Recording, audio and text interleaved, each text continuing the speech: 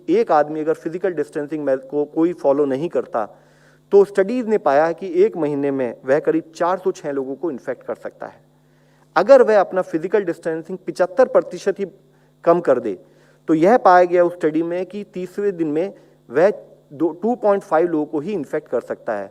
यानी कि यह हम आपसे रिक्वेस्ट करना चाहते हैं कि physical distancing is the most important social vaccine in terms of management, in terms of critical intervention की कहाँ एक आदमी 2.5 लोगों की बजाय 406 लोगों को इन्फेक्ट करेगा, टू दैट एक्सटेंट इन्फेक्शन फैलेगा, केस की सीरियसनेस बढ़ती है और टू दैट एक्सटेंट हमारी केस फैटेलिटी रेट भी बढ़ जाता है। इसी के साथ ही coupled with this activity is the use of mask. जैसे कि और स्टडीज में इससे पहले पाया गया है कि अगर 6 फीट की दूरी भी रखें लेकिन इन्फेक्टेड पर्सन और नॉन इन्फेक्टेड पर्सन दोनों ही मास्क ना पहने तो 90% रिस्क है कि वह ट्रांसमिट करेगा, इन्फेक्शन फैलेगा। लेकिन अगर 6 फीट की दूरी रखते हुए 2 लोग बोथ कोविड पॉजिटिव और कोविड नेगेटिव पर्सन वह अगर मास्क पहने तो इन्फेक्शन का रिस्क नेग्लिजिबल हो जाता है। हम आपके द्वारा फिर से रिक्वेस्ट करना चाहेंगे, फिर से विनती करना चाहेंगे कि हमारे बहुत सारे मेजर्स में ये एक बहुत क्रिटिकल एलिमेंट है कि जिसके द्वारा हम इन्फेक्शन के स्प्रेड को रोक सकते हैं।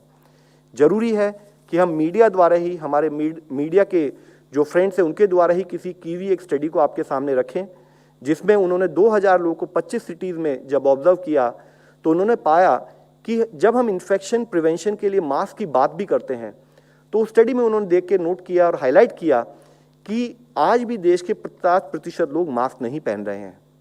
जो पहनते हैं, यानी कि जो 50% लोग मास्क पहनते हैं उसमें से 64% लोग माउथ को कवर करते हैं लेकिन नोज को नहीं कवर करते।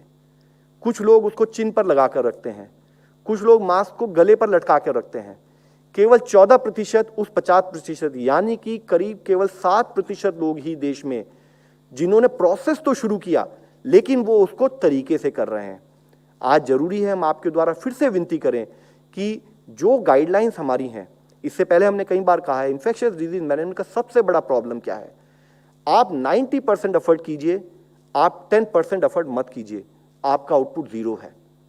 आप 99% एफर्ट कीजिए, आप एक पेशेंट को छोड़ दीजिए जो प्रिकॉशन ना ले तो वह सिंगल केस फिर से पूरे एरिया में इन्फेक्शन फैला सकता है। तो जरूरी है कि हम गाइडलाइंस को फॉलो करें। बीमारी हमें समझ में आती है, बीमारी की गाइडलाइंस हमें समझ में आती है। आज चैलेंज है कि हम बिना थके, बिना हारे उस इंप्लीमेंटेशन पर अपना फोकस बनाए रखें।